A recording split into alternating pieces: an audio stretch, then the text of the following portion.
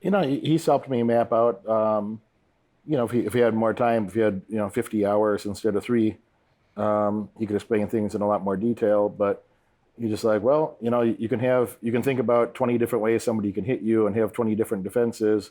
But after you got smacked in the head a couple of times, it's very hard to do that stuff in real time. And he said, if you could boil that down to about three primary defenses where, if they're attacking me from this side, I got to do this. Attacking me from the other side, I got to do that. Frontal attack, I got to be, got to reposition this way. And that's a lot more pragmatic. It doesn't sound as elegant and beautiful or flashy. It's real life though. After you get smacked in the head a couple of times and you're trying to, you have your equilibrium and say, oh, my brain's not working right, and you have a little thought in your head like, oh, my brain's not working right now. Why do my legs feel funny? You're not going to do 20 things super high level like you imagined that you would when you were training that with a bag. So, I think that he's thought about things again very practically, and against different types of opponents with different types of skill sets and so on and so on. And I found that very useful to the way that he could take those 41 years of experience and boil that down into some key principles. It's very easy for me to learn that way, and it's very easy for me to take those principles and learn to apply them in other contexts as well. That my brain's very good at taking something from here and something from there and a third thing and turning that into money or productivity of some kind. So it's one of my gifts, if you will, in life. The way that he thinks about things, I find very useful to my style of learning and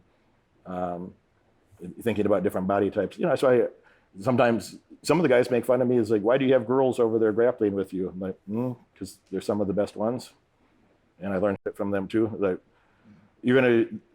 I'm not scared. Before I was training, I'd never been attacked on the street by a 120-pound girl, and I doubt it's going to happen. But you learn things from smaller people, but you still learn different things. Like a smaller person can rotate in ways that me or Frank couldn't do. So sometimes with a bigger person, it's easier to keep them down. They can't rotate their torso in ways to get away from you. Longer levers too. Yeah. So there's a lot of different, Jordan here and I were playing around over there a bit today. He's got a black belt from Jake Shields, and he's quite talented, but we're going to approach some things differently that I'm not going to be able to cut angles the way that a guy that's 100 pounds lighter than me, he's going to be able to move faster. He's going to be able to take angles easier. He can do some flexible things that are pretty unique and different. And I'm not going to do that. I'm going to do some other things. He's also, if I put my weight on him and dig shoulders into him and put a lot more pressure game, he's going to have a hard time moving away from that. But he's got to play to his strengths and advantages. If we have a real grappling match and we're not just doing some fun training, of course I'm going to put a lot of weight on him and try to make him very uncomfortable. And of course he's going to try to use his speed and agility and flexibility against me. Of course. But it's useful to see different body types and different styles and techniques of doing things that even if you can't do that thing, I can't do a lot of this that he's doing. My body's not going to do that. There's something that he doesn't have the strength that I have. He's not going to be able to do things that I can do either. That's just life. But but somebody can still attack me that way. But even if I can't do it, because there's some people that be like, well, I can't do that, so I don't need to learn it. Well, somebody else can do that to you if you don't learn it. So you better learn it if you want to be good at something. Yeah, I kind of have to go back and forth. I want to look at the whole forest, and then we specialize on the tree. And then you look at the whole forest. I don't think one concept of people that being very detail oriented, or some people are very, broad. I don't think one specifically is the other. I think they both work universally between each other. So that's why when I teach, I try to first give the overall. Okay, here's kind of the objective. This is the top of the mountain. This is where we want to get, this destination. Here's different paths, and then as we go, you're going into the little details of it. Okay, well, this is how someone would counter it. It gives it more substance to see something from a different angle. That kind of goes back to university, that old expression where you keep your friends close, but keep your enemies closer. Sun Tzu, or not Sun Tzu, excuse me, Maemoto Musashi was talking about that. Whereas, keeping your generals as former enemies, you know, and having them because they really understood them. So it's almost like, again, understand the defense. Of like, that made me think, I'm like, wow, understanding how the other guy's thinking about me is almost more important than what my friends think of me, because you guys see the good sides of me. This guy's looking at all the weaknesses I have and how to f me up, and like, you know, so the counter the technique. So that's why I think that way. It gives things more, more substance, more ability to understand something. I'm looking at it, you know, because that way you're always going to improve on the details, you know. So becoming obsessed with them, I think sometimes can overload people. And I think that also when you're too obsessed with the details, it hesitates. I notice, like, in anything that I'm doing new in life, I keep running it over and over and over again in patterns, and I'm doing it where I talk to my son about it. Kind of, you know, I learn something, I teach it to him because I feel like then I can truly understand it. But if you sit there and you hesitate because you want to understand we could be obsessed with it all day long. I can sit here, there's times I come into the room with, you know, Derek, and he'll show me something someone else showed him, and it's a move I know, or maybe I haven't known, but even the moves I know, there'll be details that somebody else. That's why when someone says, why would you train with a girl or anything, I was sitting there thinking, I'm like, I can watch somebody who sucks at a move, and I learn something from you, because it might be, well, that's why that's so important. You're really emphasizing, look, he that up. I didn't realize how important this was, because I don't really screw that aspect up. This guy did, and I seen how the technique fell apart. So you're always constantly learning from everybody, little details. So you're always going to pick up small nuances. I'm sure even right now to this day, even is it versus Derek, is it business, there's still details of some topic, of something. He's like, oh, cool, I've grown. Is the overall objective just different? No, I mean, he's got that down, you know. He doesn't show me, the bar, you know, that's like, oh, well, arm bars. But I mean, the details all day long, I learned small details. A quote that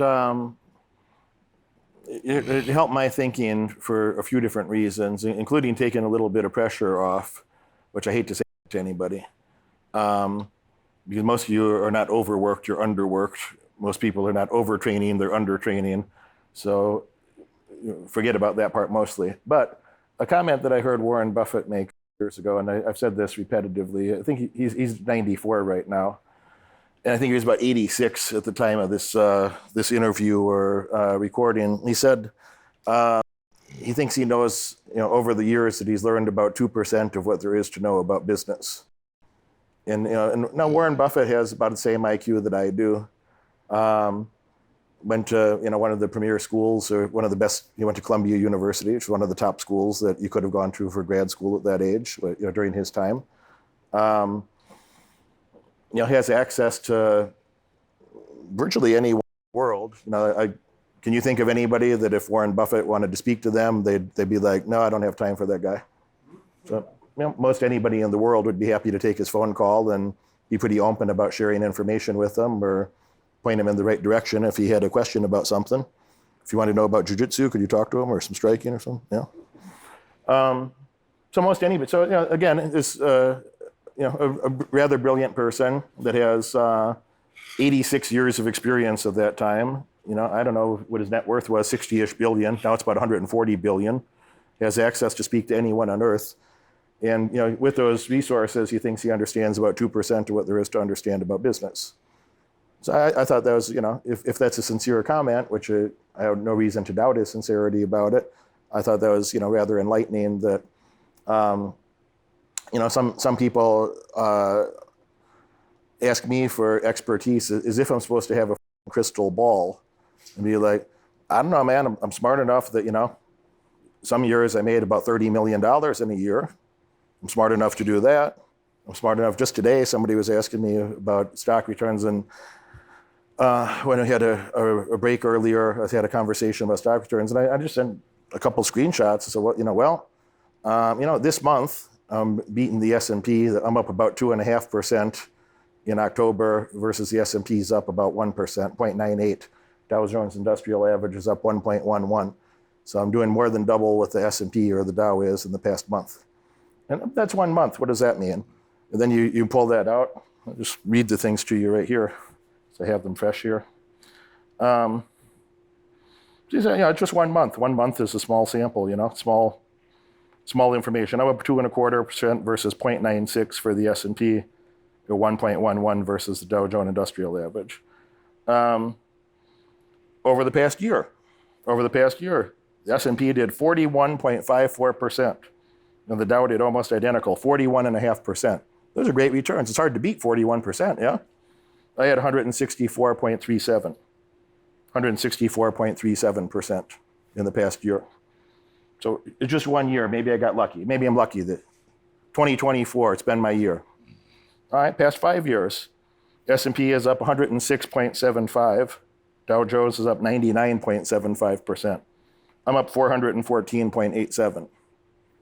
I've been down money all week. I've been getting my ass kicked all week and buying more stock while I'm doing it. But I'm still up 415% versus 106. So, you don't need to know everything there is in the world. I don't need to know every stock. You don't need to know every move in jiu-jitsu or that was ever executed in the history of jiu-jitsu. You don't need to know all that to go do extremely well for yourself. Nobody knows every stock. No tax attorney knows everything that's written in the U.S. tax code, let alone international taxes on top of that. And then the changes every year. Nobody knows all this. Nobody knows all that. And despite that, plenty of people are out there being successful at their various endeavors. So, you have to think about it that way. And if in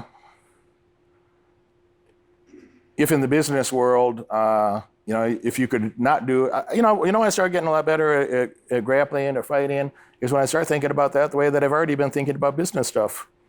Instead of listening to this person's philosophy or that person, I'll listen to all those things. But in my behaviors, when I start behaving exactly like I always behave, instead of trying to force myself into somebody else's, way of living, I got a lot better really in a few months. I know that sounds ridiculous, but like the people that train with me would say that too. My coaching team would say the same thing. Like, I did a lot better in a few months' time when I'm just like, no, I don't have to attack you in a place that I don't feel strong about attacking you. I don't have to. I can lay here and defend myself for a long time. You're probably not going to do to me, including striking. I'm not just practicing grappling. I'm thinking about MMA striking as well. Like, all right, how's this guy going to punch me, bite me, etc. So not just MMA rules, but what are the things that can happen to you in a violent altercation? Like, all right, I can't let him bite me. All right, I can't have an eye gouge. Oh, I can't get punched and elbowed from here. And then when I'm playing around with some grappling guy, he might be better than me at grappling, but he's not even thinking about that because it's not even in his purview of thought of how to behave. But I'm thinking about that, so I got to defend more shit than he's even thinking that I'm defending. And he's oblivious in some cases to what's going on, except for the smart ones. But most of them are too stupid to know that, which I don't, it's just true. They're not thinking that quick. So I'm defending more than they even know that I'm defending, that they couldn't do that to me either. But then once in a while when there's an opening, that might be 2 minutes later, that might be 3 minutes later. Eventually, even these UFC level guys, they're high level UFC guys, you see the ones that are there, they're not just on the roster, they're the best ones. They're the best ones ever.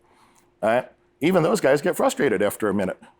After 2 or 3 minutes trying to f with you, then they give you a little opening or create a little gap somewhere, and then I'll be explosive. And now we got a sweep or we got an attack, and that's where their submissions are coming from on occasion, or that's where their sweeps are coming from. Is like eventually somebody gets frustrated and they make a mistake when I'm more patient. It doesn't even mean that I'm more talented necessarily. There's things that I'm still learning from those people, and I'm very grateful for the things I've learned or integrated already. And I'm gonna keep training with those people and the other best people that I find along the way. But I am more patient than almost anybody. And I am that way on the stock market, and I am that way in entrepreneurship, I'm that way in most anything I do. Even if I sue somebody, I'm very patient. I've been suing the same couple of guys for 4 years almost. One of them asked me 4 times to settle. I said, no thanks. No, I'm not interested in settling. Just go to court for a couple more years. Spend more money. Spend more money. Spend more time. I'm very patient. I don't need to do anything right now. I don't need to do anything right now. And that's a great advantage. So when I started thinking about grappling and MMA, the same way I was thinking about business and the way I do other things, I was like, yeah, I don't have to do anything right now. As long as if I can sit there and defend myself and defend myself and defend myself, eventually somebody else will make a mistake, and then I'll be in a more dominant position. That happens so much in fighting. It's not even funny how that is. I've watched fights so much. I tell people, it isn't my job to make this exciting. I'm not going to take risks. And then so many guys and fighters, especially when they're the more talented guy, they're supposed to win. They feel like it's like this is close, it shouldn't be close. They put extra pressure, outside information that's not relevant to reality. It's like, no, there's you and that person in front of you. There is no who's better, what you're supposed to do, the criteria, who gives a shit? You're trying to win. It's like,